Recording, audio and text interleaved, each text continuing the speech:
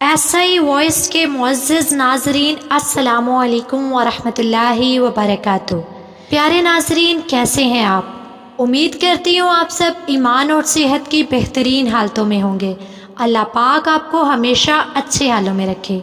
प्यारे दोस्तों, हमारे अंदर एक ये गलत चीज़ पाई जाती है कि जब हमें ज़रा सी भी कोई तकलीफ़ पहुंचती है तो हम वाह वेला करना शुरू कर देते हैं और मायूस होकर बैठ जाते हैं। हालांकि अल्लाह ताला अपने महबूब बंदों को ही आजमाइशों और तकलीफ़ों से आजमाता है, क्योंकि अल्लाह ताला देखना चाहता है कि मेरा बंदा आजमाइश में और मुसीबत में मुझे कितना याद रखता है और मुझ पर कितना यकीन रखता है। इसीलिए अल्लाह ताला ने अपने महबूब पैगंबरों को भी मुख्तलिफ आजमाइशों में डालकर उनका इम्तिहान लिया, और उस इम्तिहान में कामयाबी के बाद अल्लाह ताला ने उनके मरातिब व दर्जात में इतनी बुलंदी अता फरमाई कि कोई इंसान इसको सोच भी नहीं सकता।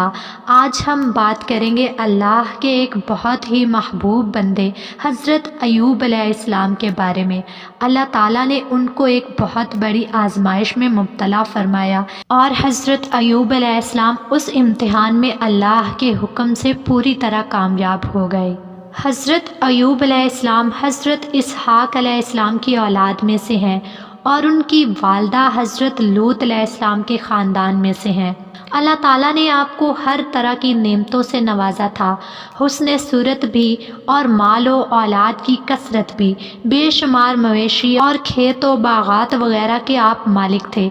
जब अल्लाह ताला ने आपको आजमाइश व इम्तिहान में डाला तो आपका मकान गिर पड़ा और आपके तमाम फर्जंद उसके नीचे दबकर मर गए, और तमाम जानवर जिसमें सैकड़ों ऊँट और हज़ार बकरियां थीं सब मर गए। तमाम खेतियां और बागात भी बर्बाद हो गए। गर्ज आपके पास कुछ भी बाकी ना रहा।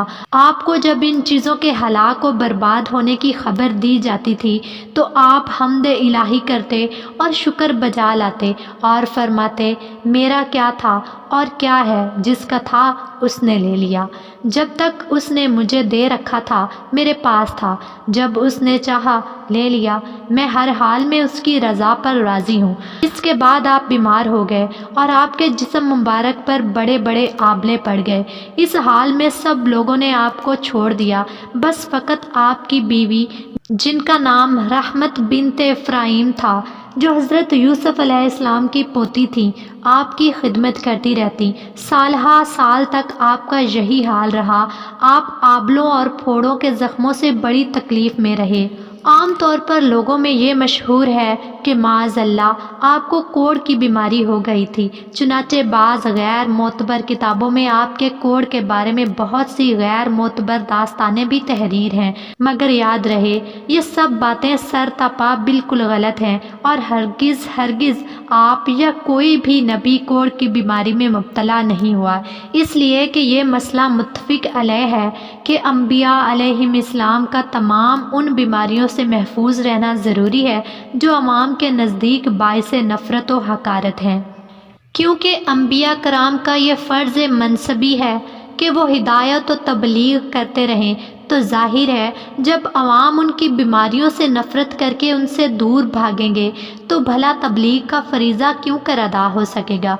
अलगर्ज़ हज़रत अय्यूब अलैहिस्सलाम हरगिज़ कभी कोढ़ की बीमारी में मुब्तला नहीं हुए, बल्कि आपके बदन पर कुछ आबले और फोड़े फिंसियाँ निकल आई थीं, जिनसे आप बरसों तकलीफ़ और मुशक्क़त झेलते रहे और बराबर सब्र व शुक्र करते रहे। फिर आपने बहुक्म इलाही अपने रब से दुआ मांगी, जिसका ज़िक्र सूरह अल अंबिया में मौजूद है, जिसका तर्जमा कुछ यूँ है, मुझे तकलीफ़ पहुँची और तो सब रहम करने वालों से बढ़कर रहम करने वाला है।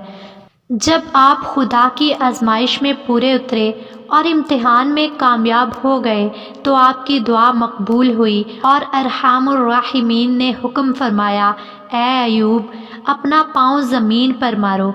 आपने ज़मीन पर पाँव मारा तो फ़ौरन एक चश्मा फूट पड़ा। हुक्म इलाही हुआ कि इस पानी से गुस्ल करो। चुनाचे आपने गुस्ल किया तो आपके बदन की तमाम बीमारियां दूर हो गईं। फिर आप 40 कदम दूर चले تو دوبارہ زمین پر قدم مارنے کا حکم ہوا، اور آپ کے قدم مارتے ہی پھر ایک دوسرا چشمہ نمودار ہو گیا جس کا پانی بے حد ٹھنڈا، بہت شیریں اور نہایت لذیذ تھا۔ آپ نے وہ پانی پیا تو آپ کے باطن میں نور ہی نور پیدا ہو گیا، اور آپ کو اعلیٰ درجے کی صحت و نورانیت حاصل ہو گئی، اور اللہ تعالیٰ نے آپ کی تمام اولاد کو دوبارہ زندہ فرما دیا، اور آپ کی بیوی کو دوبارہ جوانی بخشی اور ان کی کثیر اولاد ہوئی۔ پھر آپ کا تمام ہلاک شدہ مال و مویشی اور اسباب و سامان بھی آپ کو مل گیا، بلکہ پہلے جس قدر مال و دولت کا خزانہ تھا اس سے کہیں زیادہ مل گیا۔ اس بیماری کی حالت میں ایک دن آپ نے اپنی بیوی صاحبہ کو پکارا تو وہ بہت دیر کر کے حاضر ہوئیں۔ اس پر غصہ ہو کر آپ نے ان کو 100 درے مارنے کی قسم کھا لی تھی، تو اللہ تعالیٰ نے فرمایا، اے ایوب، آپ ایک سینکوں کی جھاڑو سے ایک مرتبہ اپنی بیوی کو مار دیجئے، اس طرح آپ کی قسم پوری ہو جائے گی۔ چنانچہ اللہ تعالیٰ نے قرآن مجید میں اس واقعے کو یوں بیان کیا ہے، ہم نے فرمایا زمین پر اپنا پاؤں مار، یہ ہے ٹھنڈا چشمہ نہانے اور پینے کو، اور ہم نے اسے اس کے گھر والے اور ان کے برابر اور عطا فرما دیے، اپنی رحمت کرنے اور عقل مندوں کی نصیحت کو، اور فرمایا کہ اپنے ہاتھ میں ایک جھاڑو لے کر اس سے مار دے اور قسم نہ توڑ، بے شک ہم نے اسے صابر پایا، کیا اچھا بندہ، بے شک وہ بہت رجوع کرنے والا ہے۔ الغرض حضرت ایوب علیہ السلام اس امتحان میں پورے کامیاب ہو گئے، اور اللہ تعالیٰ نے ان کو اپنی نوازشوں اور عنایتوں سے طرح طرح سے سرفراز فرمایا، اور قرآن مجید میں ان کی مداح خوانی فرما کر اواب ان کے لاجواب خطاب سے ان کے سر مبارک پر سر بلندی کا تاج رکھ دیا۔ حضرت ایوب علیہ السلام کے اس واقعہ امتحان میں یہ ہدایت ملتی ہے کہ اللہ تعالیٰ کے نیک بندوں کا بھی خدا کی طرف سے امتحان ہوا کرتا ہے، اور جب وہ امتحان میں کامیاب اور آزمائش میں پورے اترتے ہیں تو خداوند قدوس ان کے مراتب و درجات میں اتنی بلندی عطا فرماتا ہے کہ کوئی انسان اس کو سوچ بھی نہیں سکتا۔